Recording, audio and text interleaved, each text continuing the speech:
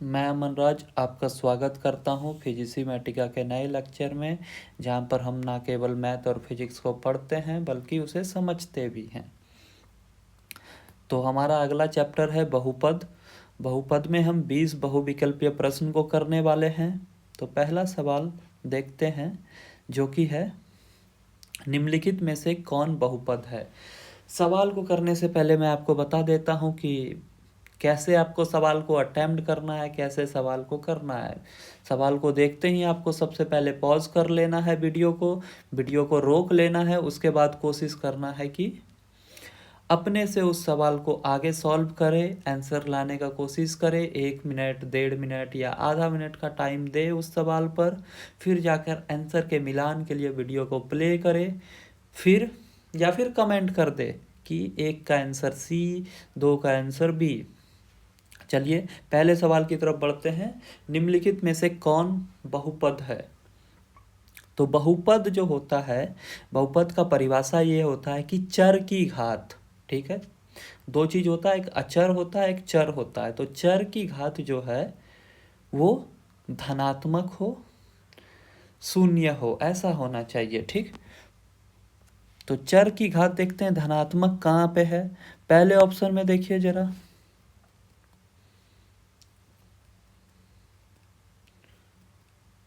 पहला ऑप्शन है x पे पावर -1, 3x पे पावर -1।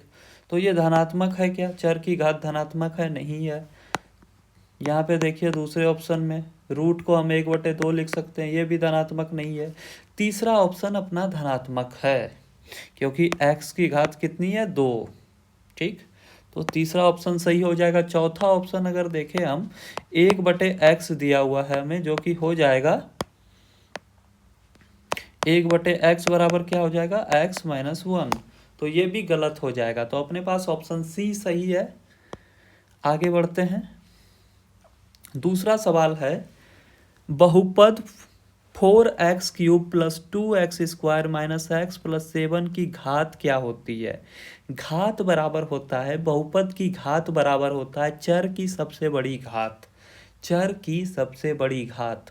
चर किसे कहते हैं? x को, y को, z को, जिसका वैल्यू, जिसका मान जो है ना हमें पता ना हो, जिसका मान हम निकालते हैं उसे चर कहते हैं। और जिसका मान फिक्स हो, जिसका वैल्यू फिक्स हो, वो अचर होता है। जैसे 1 2 3 4 ये सारे अचर होंगे। x y z a b c d p q r ये चीज़ें चर होगी। ठीक है, तो बहुपद की घात होती है चर की सबसे बड़ी घात। तो चर क्या है? x है, और x की घात सबसे बड़ी घात, यहाँ 3 है, यहाँ 2 है, यहाँ 1 है। तो सबसे बड़ी घात क्या हो जाएगी? 3 हो जाएगी। ठीक है, तो दूसरे सवाल का जवाब हो जाएगा 3। अगले सवाल की तरफ चलते हैं। एक स्थिरांक बहुपद की घात होती है। स्थिरांक बहुपद पहले किसको कहेंगे? आपको क्या पता है इसके बारे में? जैसे 1 2 3 ये एक स्थिरांक है। ठीक, इस बहुपद की घात क्या होगी? ठीक है, तो देखिए x पे पावर कितना है इसमें, इसको हम ऐसे लिख सकते हैं कि नहीं? 1 को ऐसे लिख सकते हैं, 1 गुना x पे पावर 0, क्योंकि x पे पावर 0 रहे तो उसका वैल्यू 1 होता है, 1 होता है उसका मान। तो 1 गुना 1 बराबर 1 हो जाएगा। ठीक, तो हम ऐसे लिख सकते हैं स्थिरांक बहुपद को। तो स्थिरांक बहुपद की घात कितनी हो जाएगी? 0। ठीक है, तो इसका सही जवाब है बी। आगे बढ़ते हैं। शून्य बहुपद की घात होती है। शून्य बहुपद की घात होती है। शून्य बहुपद कैसा दिखता है? मान लो पी एक्स जो है ना, बहुपद को लिखने का एक तरीका होता है। बहुपद को ऐसे ही लिखते हैं, p(x). ठीक है, px = 0, ये होता है शून्य बहुपद। तो शून्य बहुपद की घात ये परिभाषित ही नहीं होती है। ऐसा इसलिए होता है क्योंकि इसकी कोई घात ही नहीं होती है, ये अपरिभाषित होता है। ठीक है, शून्य बहुपद की कोई घात नहीं होती, इसलिए यह अपरिभाषित होता है। अगले सवाल की तरफ चलते हैं। निम्न में से कौन एक रेखिक बहुपद है? रेखिक बहुपद किसको बोलेंगे? रेखिक बहुपद उसको बोलेंगे जिसका घात 1 हो, जिसका घात कितना हो, 1 हो। तो देखिए जरा, घात, रेखिक बहुपद का घात होगा 1। तो जरा देख के बताइए कौन से ऑप्शन में घात 1 है। ऑप्शन नंबर 1 में घात कितना है, 2 है। ऑप्शन नंबर बी में 1 है। ऑप्शन नंबर सी में 3 है। इसमें तो 0 घात है। ठीक, तो कौन सा ऑप्शन सही हो जाएगा, रेखिक बहुपद कौन सा होगा जिसका घात होगा 1। ऑप्शन नंबर बी सही जवाब। आगे बढ़ते हैं, क्वेश्चन नंबर 6 की तरफ चलते हैं। द्विघात बहुपद का सामान्य रूप है। द्विघात बहुपद का समान रूप होता है ax² plus bx plus c। ठीक है, ये द्विघात बहुपद का समान रूप होता है। ये होता है रेखिक बहुपद का समान रूप। ये किसका होता है, रेखिक बहुपद का समान रूप होता है। ये होता है रेखिक बहुपद का समान रूप। ये होता है द्विघात बहुपद का समान रूप। ठीक, और ये कौन सा है, ये त्रिघात बहुपद का समान रूप है। ये स्थिरांक, और ऑप्शन नंबर डी जो है ये स्थिरांक का समान रूप है। तो हमारा सवाल है द्विघात बहुपद का समान रूप क्या होगा, तो ये हो जाएगा ऑप्शन नंबर बी। आगे चलते हैं, बहुपद x² माइनस 9 का शून्यक क्या होगा। शून्यक क्या होता है, px का वैल्यू, यहाँ पे बहुपद को हम क्या बोले अभी, px के रूप में लिख सकते हैं। तो px माइनस 9, इसको हम 0 के बराबर जब हम रख देते हैं तो हम इसका शून्यक ज्ञात कर सकते हैं। ठीक, तो 9 को इधर ला दिए, x = प्लस माइनस 3। तो कौन सा ऑप्शन हो जाएगा, ऑप्शन नंबर ए। तो इस तरह आप देख सकते हो कि हम शून्यक निकाल सकते हैं। अगर कोई सवाल नहीं समझ में आए तो ज़रूर कमेंट में लिखे, मैं अगले लेक्चर में या लाइव क्लास में उसे सॉल्व करवाने का कोशिश जरूर करूँगा। अगले सवाल की तरफ बढ़ते हैं। px = x माइनस 5 है तो p5 का मान क्या होगा। px = x माइनस 5 है। देखो x के जगह पे हम क्या लिख दिए, 5। हमसे पूछ रहा है p5 का मान ना, तो x के जगह 5 लिखे तो यहाँ पे भी 5 लिखना पड़ेगा। जहाँ जहाँ x है वहाँ 5 कर दो, तो 5 माइनस 5 0। ऑप्शन नंबर सी खत्म। गणित के सवाल बहुत आसान होते हैं, बस आपको बनाना आना चाहिए। आप पहले सवाल को देखे रहोगे तभी आपको पता चलेगा कि सवाल में क्या करना है।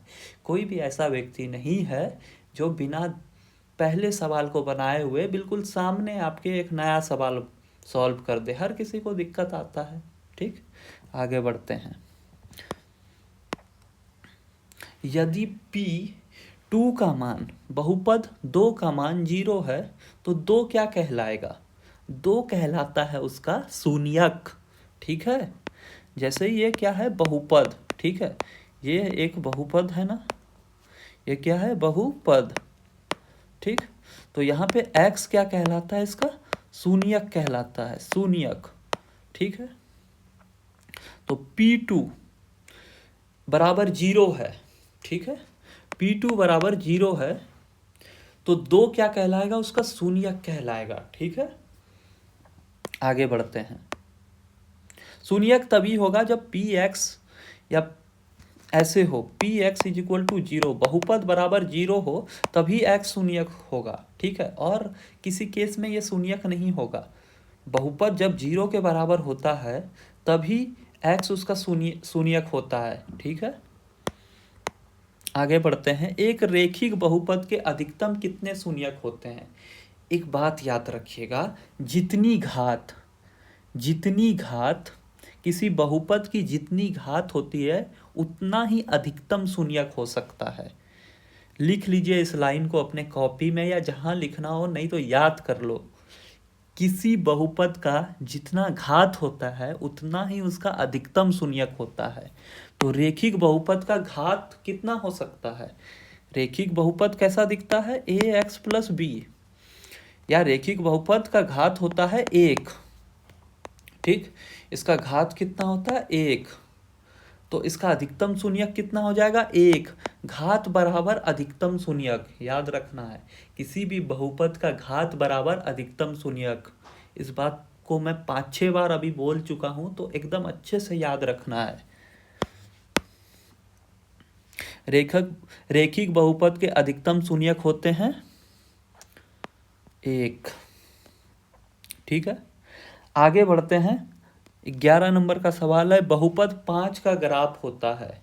बहुपद 5 p x is equal to 5 का ग्राफ। तो पी एक्स को ना हम कभी कभी वाई इज इक्वल टू 5 भी लिख देते हैं। तो ये ग्राफ जब आप बनाओगे तो ऐसा बनेगा ग्राफ। ठीक है, ये एक्स हो गया, ये वाई हो गया। इसका ग्राफ जब आप बनाने जाओगे तो ये ग्राफ बनेगा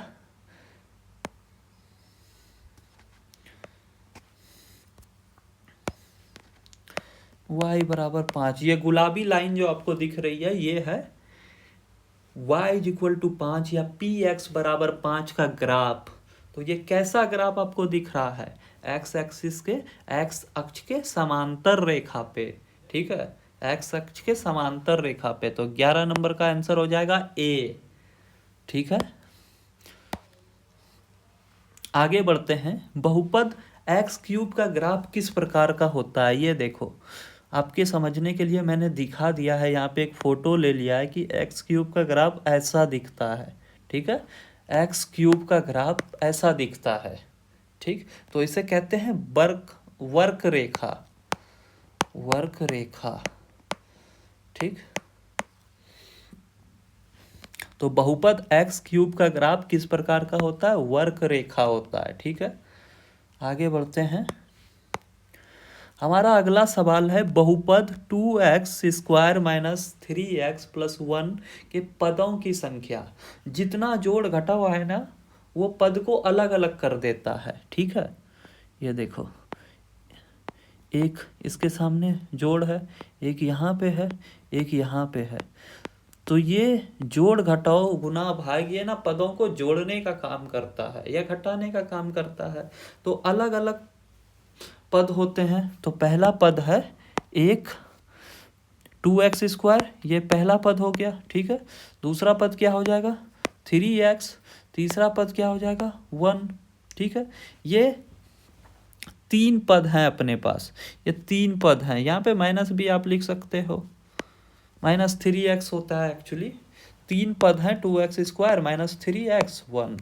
ठीक है, ये 3 पद है हमारे पास। तो बहुपद देखिएगा गौर से, बहुपद 2x² माइनस 3x प्लस 1 में पदों की संख्या होगी 3। कितने पदों की संख्या होगी? 3। आगे बढ़ते हैं। निम्न में से कौन त्रिघात बहुपद है? त्रिघात बहुपद मतलब जिसका घात 3 हो। त्रिघात, 3 घात वाला। तो देखिए, जिसका घात 3 हो उसको आपको सेलेक्ट कर लेना है। इसका घात 2 है, इसका घात 3 है, इसका घात 1 है, कुछ नहीं तो 1। ठीक है, तो कौन सा ऑप्शन हो जाएगा? Option number B. इसका तो 0 घात होगा ना, x पे पावर 0। ठीक, तो त्रिघात बहुपद कौन सा होगा? Option number B. ठीक है, किसी बहुपद के शून्यक की संख्या, किसी बहुपद के शून्यक की संख्या बराबर होती है उसके घात के। ठीक है, किसी बहुपद के शून्यक की संख्या किसके बराबर होती है? किसी बहुपद के शून्यक की संख्या जो होती है, किसी बहुपद के शून्यक की संख्या किसके बराबर होती है? उसके घात के बराबर होती है। ठीक बात, तो आपको याद रखना है ये 15 नंबर का एक लाइन के तौर पर। मतलब कहते हैं ना, नोट बनाते हो, जब आप कोई चीज़ नोट करते हो या सूत्र लिखते हो तो इसे एक सूत्र के तौर पर याद रखना। ये जब आप आगे जाओगे, ग्रेजुएशन मैथमेटिक्स में करोगे, बीटेक करोगे या बीएससी वगैरह करोगे, तो उसमें बताया जाएगा कि there is fundamental theorem of algebra which says that zeros of polynomial is equal to highest power of polynomial। जिसका हिंदी मीनिंग मैं बता देता हूँ, किसी बहुपद के शून्यक की संख्या बराबर होती है उसके घात के। ठीक है, ये फंडामेंटल थ्योरम ऑफ एल्जेब्रा है, बीज गणित का मूलभूत थ्योरम है ये। आगे बढ़ते हैं। P x is equal to 2x plus 1 का शून्यक है। P x is equal to 2x plus 1 का शून्यक है। पी 16 नंबर सवाल, p x is equal to 2x+1 का शून्यक है। शून्यक निकालने का मैं एक तरीका बताता हूँ। 2x+1 बराबर 0 कर लो। शून्यक हम हमेशा कब निकालते हैं? शून्यक मतलब शून्यक। शून्यक नाम सुन के ही आपको लग रहा है कि बहुपद को 0 के बराबर करना है, तो 0 के बराबर कर दिए। 2x+1 is equal to 0।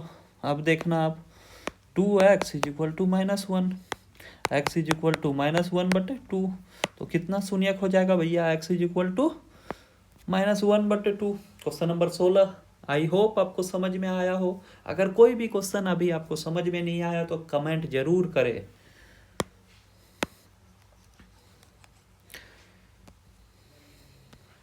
आगे बढ़ते हैं। यदि p x is equal to x² - 4x + 4 है तो इसका शून्यक होगा। शून्यक निकालने का फिर से हम वही तरीका फॉलो करेंगे, बहुपद को 0 के बराबर करेंगे। बहुपद क्या है? x² - 4x + 4 बराबर 0। ठीक है। अब देखो, अब आप कैसे सॉल्व करोगे इसको। तो अगर आपने a² + b² का फॉर्मूला पढ़ा हो तो वो क्या होता है? a - b का होल स्क्वायर का फॉर्मूला क्या होता है? a² + b² - 2ab। देखो जरा तो, ये वही फॉर्मूला नहीं है? x² - 2 का होल स्क्वायर बराबर x² + 4 - 2 गुना 2 गुना x। तो ये हो गया x² - 4x + 4। ठीक है। इसीलिए क्या मैं इसे ऐसा नहीं लिख सकता? x - 2 का होल स्क्वायर ऊपर से ऐसे लिख सकते हैं, ये तो होल स्क्वायर है, इसका फॉर्मूला मैंने ऊपर लिख दिया है।